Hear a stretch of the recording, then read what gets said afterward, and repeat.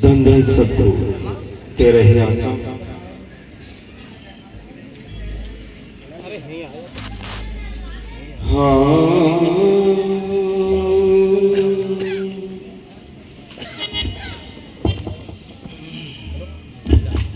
Hello धनी धनी सतगुरु तेरा आसेरा, धन है तेरा नाम, जंगल में मंगल करे परम संतों के न्यारे। तेरे दरी को छोड़ कर किसी दरे जाऊं मैं, सुनता मेरी कौन है किसे सुनाऊं मैं। गुरु चंदने हमने मोरी, गुरु समुदा हम की, पले पले गुरे को दंडवत चरण नवाए।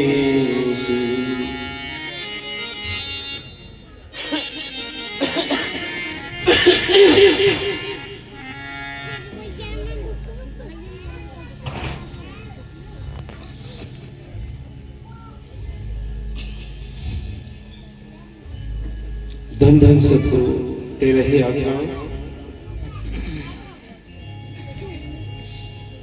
सतगुरु जी मोरी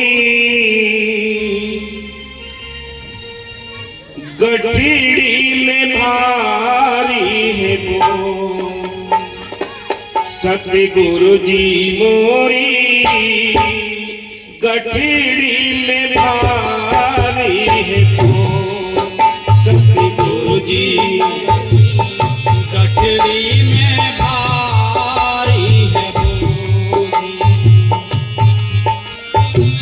हाथ हथकड़ी पाँव में बेड़ी, हाथ हथकड़ी पाँव में बेड़ी, हमसे नहीं बोल, सतगुरु जी मोरी गठड़ी में भारी है दादाजी मोरी गठड़ी में भारी है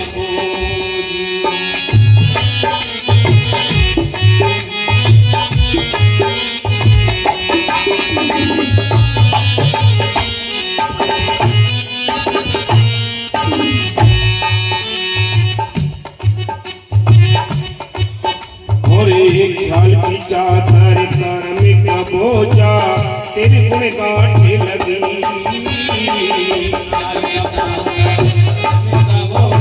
तेरे गुण गांठे लगी। और एक ख्याल की चादर कर्म का बोझा तेरे गुण गांठे लगी, ख्याल की चादर कर्म का बोझा तेरे गुण गांठे लगी। चौर देखो मिले न कोई, चौर देखो मिले न कोई, बैठा हूँ एक दादाजी मोरी में भारी है दादाजी मोरी गठड़ी में भारी है।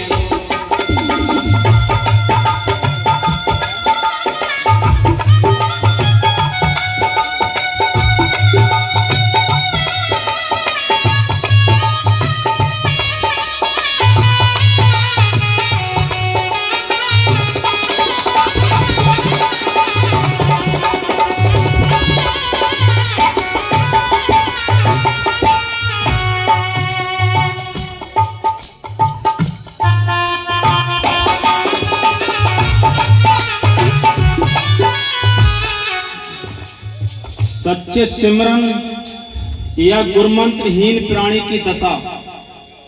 जिसने मनुष्य जन्म पाकर सच्चा सिमरन या गुरुमंत्र प्राप्त नहीं किया, उसका जन्म कुत्ते, सुअर, गधे, कब्बे या सांप जैसा है। वास्तव में वह महाअभागा है। जिस तरह पशु खा पी कर उम्र गुजार गए, इसी तरह इसने भी गुजार दी। हाँ, देखो मालिक के मेहर से सतगुरु की प्यारी साध संगत, मालिक के प्यारे गाँव वासियों, जहां तक भी आवाज जारी हो, सभी जिज्ञासु संत कहते हैं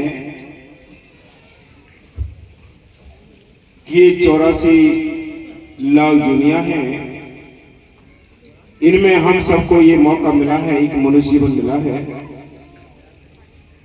चाहे हिंदू हो, चाहे मुसलमान हो, चाहे सिख हो, चाहे ईसाई हो, चाहे गरीब हो, चाहे अमीर हो, जिसको ये मनुष्य जीवन मिला है, ये नर देही मिली है, उसको परमात्मा से मिलने का एक मौका मिला है, उस राम से मिलने का मौका मिला है।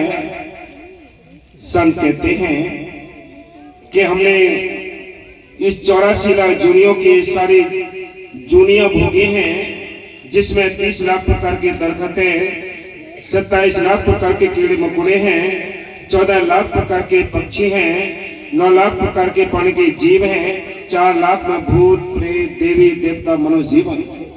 ये सारी दुनिया में एक अपर जीवन मिला है, तो एक मनुष्य तन मिला है।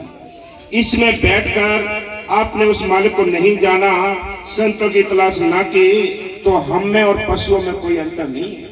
संत कहते हैं कि खाना पीना सोना उठना ये पशुओं का काम है, बंदे में फर्क जो लेता गुरु का नाम है। कि खाना पीना पशु पक्षी भी करते हैं, बच्चे पैदा भी करते हैं, उनसे प्यार भी करते हैं, उनकी देखरेख भी करते हैं, उनकी पालना भी करते हैं, लेकिन क्या नहीं कर सकते? वो मालिक की भजन बंदगी नहीं कर सकते, उस मालिक को याद नहीं कर सकते। इसलिए संत कहते हैं इसी प्रकार हमने भी ये मनुष्य जीवन धारण किया और इन पशुओं के समान खा पी कर उम्र गुजार के बच्चे पैदा करके उनका पालन पोषण करके हम भी यहाँ से यूं ही चले गए उम्र गुजार कर। तो हम में और पशुओं में अंतर कुछ भी नहीं। अंतर क्या है? अंतर केवल इतना है कि हम इस मनुष्य जीवन के अंदर बैठकर संतों की तलाश करके उनसे नाम लेकर नाम का अभ्यास कर सकते हैं। ये सुनहरा मौका इस मनुष्य जीवन के लिए मिला है, चाहे देश का हो, चाहे विदेश का हो, चाहे कहीं का हो, चाहे गरीब अमीर हो, कोई भी हो, जिसको ये मौका मिला है, मनुष्य तन मिला है, उसको मालिक से मिलने का मौका मिल गया है। जिसने इस मौके का फायदा उठा लिया वो भाग्यशाली है। बाकी आता है कि भी संस्कार के बिना किसी को ये बात समझ नहीं आती, किसी को ये बात ठीक नहीं लगती है। ये बात उन्हीं को अच्छी लगती है जिन पर स्वयं मालिक मेहर करता है। हर एक किसी की बस की बात नहीं, हर एक किसी के समझ नहीं आता। ये मालिक से मिलने का जो तरीका है वो पहले भी मालिक ने आप बनाया है, आज भी बनाया है, आगे भी एक ही रास्ता रहेगा, वो है रास्ता नाम जपोरे बात शानी, बिन गुरु जग में होएगी हानि। के बिना गुरु के जब बाहर के इल्म कोई भी नहीं मिल सकते, हमें हासिल नहीं कर सकते, तो ये मालिक का जो ज्ञान है ये अगम अगोचर है। इसको बिना उस्तादों के बिना नाम के कोई इसको समझ नहीं सकता। हाँ जी, सच्चा सिमरन और कर्म धर्म आदि किसी सच्चे साधु के बताई हुए सतगुरु के हुक्म के सिमरन और दूसरे कर्मों धर्मों का मुकाबला करते हुए गुरु अर्जुन साहब फरमाते हैं कि जब किसी पर बहुत मुश्किल बन जाए कोई सहायता ना दे, शत्रु पीछे पीछे फिरते हों और रिश्तेदार सब साथ छोड़ जाएं, सब आश्रय टूट जाएं और कोई ओट ना रहे, यदि उस समय मालिक का सिमरन किया जाए तो इसको तत्ती गर्म हवा यानी लू भी नहीं लग सकती। वह मालिक, देखो मालिक की मेहर से पहले भी मालिक ने अपने भक्तों के और संतों के काम किए हैं, पहले भी किए हैं, आज भी कर रहा है, आगे भी करेगा। लेकिन हम चलामान हैं, हम इस भागम भाग दुनिया में हम स्थिर नहीं हो रहे हैं। हमें उस मालिक पर विश्वास नहीं, वो मालिक तो पहले भी काम करता था, आज भी कर रहा है, आगे भी करेगा। पहले भी उसने मीराबाई को बचाया, प्रहलाद को बचाया, नरसिंह का भात भर दिया, द्रौपदी की लाज बचा दी। ये नहीं है कि उसने पहले काम किए हैं, वो आज भी करने वाला है, लेकिन हमें ठीक तरीके से हम उसको मानते नहीं। उसको मानने का जो तरीका है, उसको जानने का जो तरीका है, उस मालिक ने आप बनाया है। वो बनाया क्या है? वो अपने संतों को मालिक भेजता है। संत अपनी पूजा नहीं कराते, संत अपने कोई पैर नहीं छुआते, वो उस मालिक की महिमा गाते हैं। वही हमें समझाने के लिए हम सबके बीच में संत रहते हैं। अगर संत ना आए तो उस मालिक की हम जानकारी कैसे प्राप्त कर सकते हैं, कैसे उसको जान सकते हैं? संत ये कैसे होते हैं जो इस देश की जानकारी देने के लिए आते हैं। रविदास जी जब आए, उन्होंने अपने शब्द में लिखा है कि बेगमपुरा शहर को नाम, जब वो संत आए उन्होंने आके समझाया कि मैं तुम्हें समझाने आया हूं, तुम्हें बताने आया हूं कि वो ऐसा देश है, ऐसा वहां आनंद ही आनंद है, नूर ही नूर है, वहां कोई किसी प्रकार की कोई टेंशन नहीं है, वहां न खाने की न पीने की कोई चिंता नहीं है, वहां तो आनंद ही आनंद है। ऐसे देश को छोड़कर मैं तुम्हें समझाने आया हूं, तो मेरी बात मान जाओ और अपने घर चलो। ये अपना देश नहीं, ये अपना घर नहीं, ये अपना घर तो सतलुज सचखंड नामी है, जिस देश से हम बिछड़कर इस काल के देश में आकर फंसे पड़े हैं। हाँ। वह मालिक बेसहारों का सहारा है, सदा अटल है, परंतु सतगुरु के बख्शे हुए नाम द्वारा जाना जाता है। जब कोई नंग और भूख का मारा हुआ अति निर्बल हो जाए, एक पैसा पास ना रहे, ना ही कोई धीरज दिलासा देने वाला हो, बेरोजगारी हो और कोई कामकाज ना मिले, यदि ऐसे मौके पर वह मालिक का सिमरन करे तो निश्चल राज की प्राप्ति हो जाती है। हम कोई दूसरी बात नहीं बताते, हम वही बात बता रहे हैं जो संतों ने बताई है। जो संतों का राम है वो जिंदा राम है, वो सारे काम करता है। पहले भी उसने काम किए, आज भी किए हैं, आगे भी करेगा, लेकिन हमें उससे मिलने का कोई साधन तो अपनाना पड़ेगा। हम ये पुराने इतिहास को पढ़ते रहते हैं, लेकिन पुराने किताबों में से नाम निकाल कर रटते हैं, उनसे कुछ भी नहीं मिलेगा। जैसे मौके की सरकार काम करती है, मौके का डॉक्टर काम करता है, मौके की जो यानी शिक्षा मिलती है तो मास्टर से मिलती है, ऐसे ही मौके के संत होते हैं, उनका जो बख्शा हुआ नाम होता है उसके अंदर करंट होती है, वो काम करता है। इसलिए संत कहते हैं ए इंसान, ये मौका मिला है, इस मौके का फायदा उठाओ। आ जाओ उधर। यदि मनुष्य को चिंताओं न तंग कर रखा हो, शरीर रोगी हो, गृहस्थ में स्त्री बाल बच्चों से घबराया हुआ हो, कभी खुशी और कभी गमी में हिचकोले खाता हो, चारों तरफ दौड़ता फिरता हो। जानती सभी है कि मालिक सारे काम करता है, लेकिन विश्वास नहीं कर पाते हम। थोड़ा सिमरन बहुत सुख है, थोड़ा सिमरन अगर तुम करके देख लो, आप लगन और तड़प के साथ, वो सारे काम करता है। और प्यार उसके साथ, लगन उसके साथ कम करके भी देख लो, तब भी आपको सारा रिजल्ट मिल जाएगा कि काम कितना ज्यादा करते हैं या कितना कम करता है। हाँ जी। यदि वह मालिक का ये सिमरन करे तो तन मन शीतल हो जाता है। ये सिमरन करोगे तन मन शीतल हो जाता है। सारा कुल खंडों का वो मालिक है, वो बादशाह है, वो उसके यहाँ क्या कमी है, उसकी लिए हमारी सारी समस्याएं क्या बड़ी बात है। हाँ जी।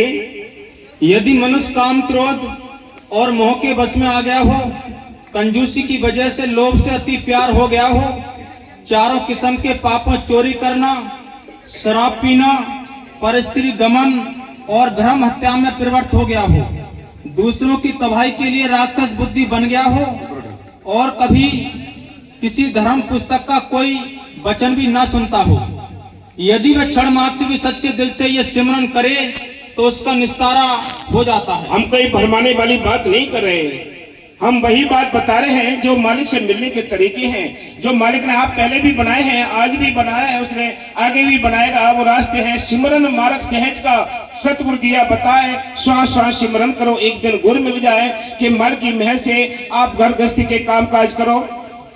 आपको न जातियां छोड़नी है, ना धर्म छोड़ने हैं, ना कोई किसी प्रकार का परिवार छोड़ना है, छोड़ने हैं तो बेकार छोड़ने हैं, अंडे मांस मछली नहीं खाने, नशे किसी के प्रकार के नहीं करने, इन बुरे कर्मों से बचकर नाम जपोगे वो मालिक सारे काम करने वाला हाजिर नाजिर जिंदा राम तुम्हारे अंदर बैठा है, उसके अंदर तलाश करनी है। हाँ जी। इसके उलट यदि किसी ने शास्त्र स्मृतियों और चारों वेदों को जबानी याद कर रखा हो, तपस्वी बनकर तपस्या करता हो, योगी बनकर योग साधता हो, 68 तीर्थों की यात्रा करता हो, खट कर्म यानी यह करना, ये सारे साधन अपनाता हो, देखो ये फकीरों के वचन हैं, ये सारे साधन अपनाता हो, सारे यानी काम करता हो, खटकन करता हो, दुनिया की यात्रा करता हो, लेकिन उसके पास नाम नहीं तो कोई भी नरकों से जाने के लिए रोक नहीं सकता। हाँ जी। दान देना और लेना, वेद पढ़ना और पढ़ाना करता हो, विधि पूर्वक कर्म धर्म और पूजा भी करता हो, यदि उस पर मालिक की याद यानी सिमरन का रंग नहीं चढ़ा तो निसंदेह नरकों को जाएगा। यदि कोई अनेकों राज और हुकूमतों वाला हो, अनेकों भोग भोगने के लिए हो, बाग बगीचों का मालिक हो, हुक्म चलते हो, अनेक किस्म के रंग तमाशे और खुशियों में लगा हुआ हो, यदि उसके पास मालिक का सिमरन नहीं तो सरप की योनि का भागी बनता है। हाँ बस। सतगुरु जी मोरी गठड़ी में भारी है बोल, सतगुरु जी मोरी गठड़ी में भारी है माता जी मोरी गठड़ी में भारी है।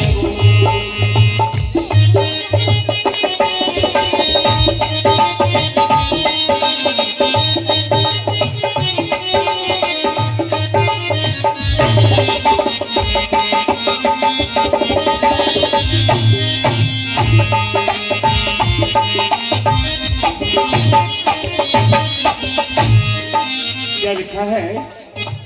ख्याल की चादर कर्म का बोझा तेरे घोड़े गांठे लगी, ख्याल की चादर कर्म का बोझा तेरे घोड़े गांठे लगी, चाहूं और देखूं मिले न कोई, चाहूं और देखूं मिले न कोई, बैठा हूँ एक ठार सतगुरु जी मोरी गठड़ी में भारी है बोल, माता जी मोरी गठड़ी में भारी है।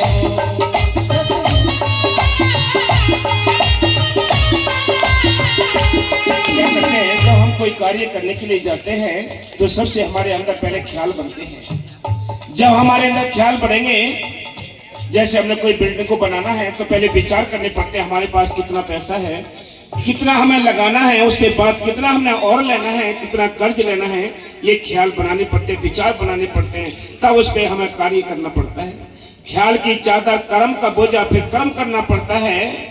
फिर क्या, इसी प्रकार संत कहते हैं ये मनुष्य जीवन पाकर, इस मनुष्य जीवन पाकर, इस मनुष्य जीवन के अंदर हम इतने कर्म कर लेते हैं कि ये सारी 84 लाख जोनियों में भोग कर आते हैं, फिर भी ये पूरे नहीं होते, और यहाँ आकर मनुष्य जीवन में आकर प्रारब्ध बनकर हमें यहाँ भोगने पड़ते हैं। अगर प्रारब्ध भोगने की ये स्कीम ना हो, या पुराने संस्कार ना हो, या पुराने प्रारब्ध कर्म ना हो, तो कुछ बच्चे जन्म से ही मतलब विकलांग होते हैं, कुछ गर्भ के अंदर ही मर जाते हैं। ये कर्मों का लेखा नहीं है तो क्या, ये कर्म की गठरी के सिर पर रख जाती है, और इस कर्म की गठरी को सिर पर लेकर ये 84 लाख दुनिया भोगता है जीव, इसको कहीं शांति नहीं मिलती। कर्म करते नहीं, क्योंकि जो भी इसने कर्म किए हैं ये बाहर किए, ये विपरीत किए हैं। इसको इस कर्म को हल्का करने का एक ही तरीका है, वो है सिमरन करना। नाम जपोरे बात शानी, बिन गुरु जग में होएगी हानि, के बिना नाम जपे किसी का छुटकारा नहीं होता। हाँ जी। सतगुरु जी मोरी गठड़ी में, जी मोरी गठड़ी में भारी है, सतगुरु जी मोरी गठड़ी में भारी है। क्या कहते हैं और क्या कहती है आत्मा? ये आत्मा अपने प्रीतम से फरियाद करती है, प्रीतम मेरे सिर पे कर्मों का बोझ चढ़ा है, जिनके वजह से मैं 84 में धक्के खाते रहती हूँ। क्या क्या कर्म का बोझा है इसके सिर पर? सिर पर गठड़ी लार पीली डगमग डोले पे, सिर पर गठड़ी लार पीली डगमग डोले पे, मंजिल दूर पाँव में तेरी, मंजिल दूर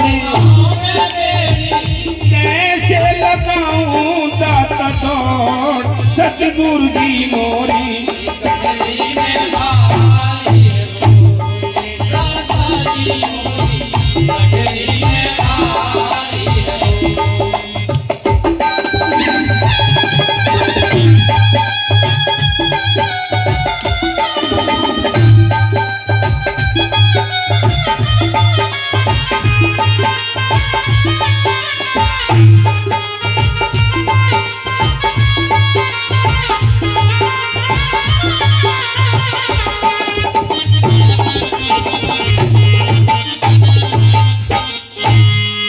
क्या लिखा है? आत्मा कहती है प्रीतम मेरे सिर पर तो गठरी पहले ही भारी है, और क्या है आगे मेरे पैर भी कमजोर हैं, इस बोझ उठाने की मेरे लिए हिम्मत नहीं है, मंजिल दूर पड़ी है, मुझे इस मंजिल पर चला नहीं जाता, ऐ मालिक तू दया कर दे, तू अपना सहारा दे दे ताकि मैं तेरे मंजिल पर आ सकूं, मेरे पे दौड़ नहीं लग रही। और क्या एक दुख मेरे सिर पर बोझा तुझे मारे पड़ी, और एक दुख मेरे सिर पर बोझा तुझे मार पड़ी, तीजे दुख मेरी रास्ता तेरी, तीजे दुख मेरी, और ये तीजे दुख मेरी रास्ता तेरी, चाहूं और लगे हैं तेरी चोट दाता दी मोरी,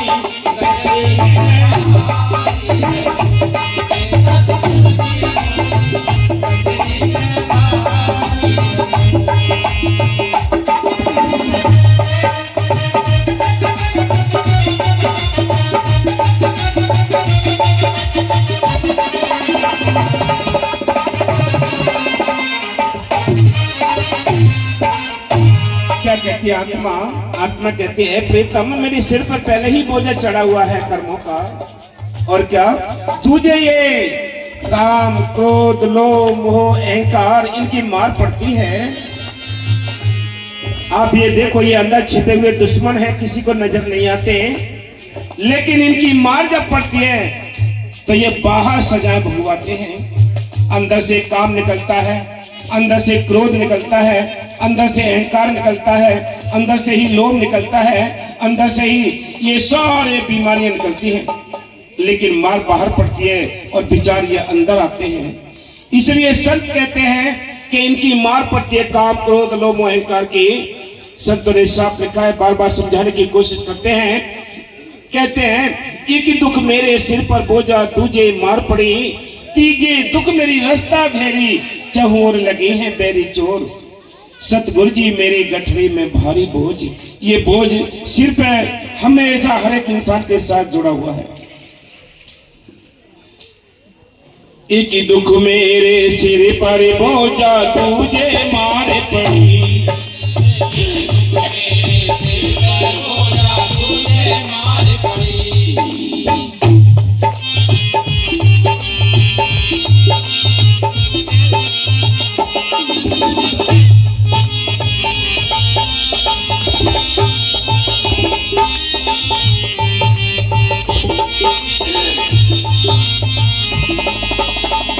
क्या और एक गहरा देश में अर्ज सुनो जी हमसे उठे ना को, और एक गहरा देश में अर्ज सुनो जी हमसे लगे ना हो, जुगी जुगी बोझी उठाएगी तुमने, जुगी जुगी बोझी आएगी तुमने, अरे क्या करीते हंसो दाता जी मोरी, गठरी में भारी है।